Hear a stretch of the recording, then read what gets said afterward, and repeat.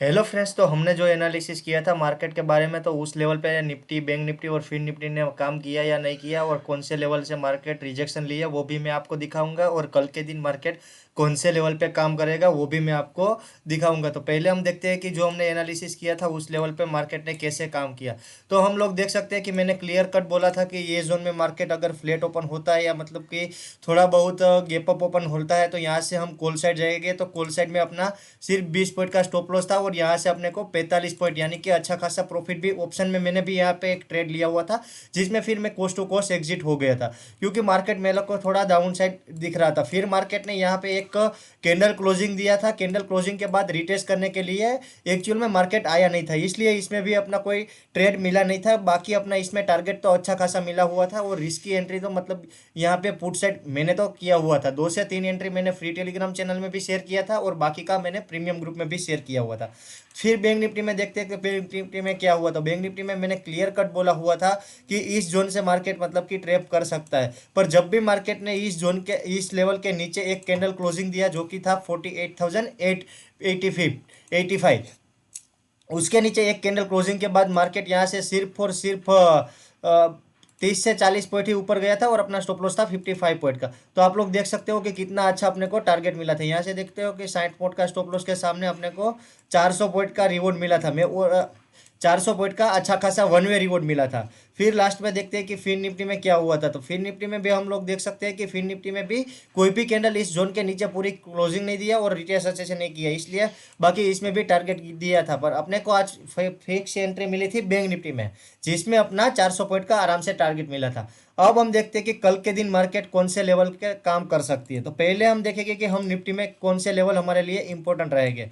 अगर निफ्टी कल के दिन यहाँ पे ही ओपन होता है, यानी कि 22,300 पे ही ओपन होता है, और कोई 5 मिनट की कैंडल क्लोज यहाँ पर एक देती है, और फिर जब इस जोन को रिटेस्ट करने के लिए आती है 22,280 के लेवल को, फिर हम यहाँ से एक कॉल ट्राई करेंगे, और सिर्फ छोटा सा टारगेट रखेंगे, 30 से 40 पॉइंट का टारगेट रखेंगे, और 15 पॉइंट का स्टॉप लॉस रखेंगे। अगर मार्केट यहाँ इस लेवल को सस्टेन नहीं कर पाती है, और 22,280 के लेवल को ब्रेक डाउन देती है, और एक पूरी तरह से 5 मिनट की कैंडल इस तरह से क्लोजिंग देती है, और फिर जब मार्केट 22,288 के लेवल को रिटेस्ट करने के लिए आती है, तब हम टारगेट रखेंगे 22,180 का, और दूसरा रखेंगे 22,060 का। तो इस हिसाब से हम पुट साइड ट्राई करेंगे। कॉल साइड तभी जाएंगे कि जब मार्केट एक बार तो यहाँ से कॉल साइड जाएंगे, और अगर मार्केट थोड़ा सा gap down gap up open मिलता है, और फिर 22,440 के लेवल को ब्रेकआउट देता है, और ब्रेकआउट के बाद एक पूरी तरह से कैंडल ऐसी क्लोजिंग मिलती है इस लेवल के ऊपर, और फिर जब मार्केट उसी लेवल को रिटेस्ट करने के लिए आता है, तब हम कॉल ट्राई करेंगे। उसके पहले कॉल ट्राई यहाँ के सिवा नहीं करेंगे, और अपना टारगेट रखेंगे 22,550 का और 22,660 का। तो इस हिसाब से हम निफ्टी में काम कर सकते हैं। फिर हम देखते हैं कि बैंक निफ्टी में हमारे लिए कौन से लेवल इंपॉर्टेंट रहने वाले हैं।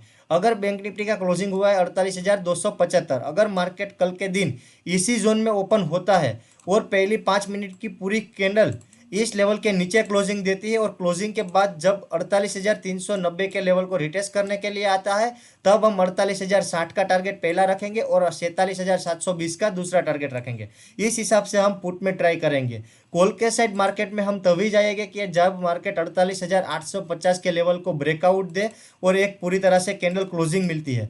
कैंडल क्लोजिंग के बाद जब मार्केट उसी लेवल को रिटेस्ट करने के लिए आता है, रिटेस्ट पे ही हम एंट्री करेंगे। उसके पहले मार्केट को टारगेट देना है तो भले दे, हम उसके पहले एंट्री करेंगे नहीं। पर रिटेस्ट के बाद जब हमारी एंट्री एक्टिव होती है, तो टारगेट रहेगा 49,180 का, और दूसरा टारगेट रखेंगे 49,500 का। तो इस हिसाब से हम बैंक निफ्टी में कॉल और पुट साइड ट्राई कर सकते हैं।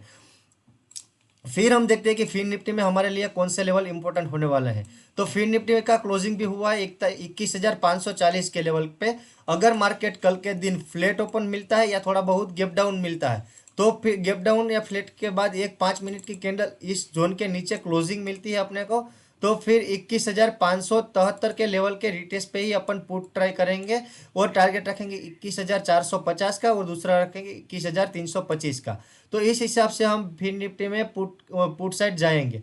कॉल साइड तभी जाएंगे जब मार्केट 21,745 का लेवल को ब्रेकआउट देता है, और एक कैंडल पूरी तरह से क्लोजिंग देता है। कैंडल क्लोजिंग के बाद एक पूरी 5 मिनट की क्लोजिंग के बाद ही अपन 21,744 के रिटेस्ट पे ही अपन पुट ट्राई करेंगे और टारगेट रखेंगे 21,868 का और दूसरा टारगेट रखेंगे 21,990 का।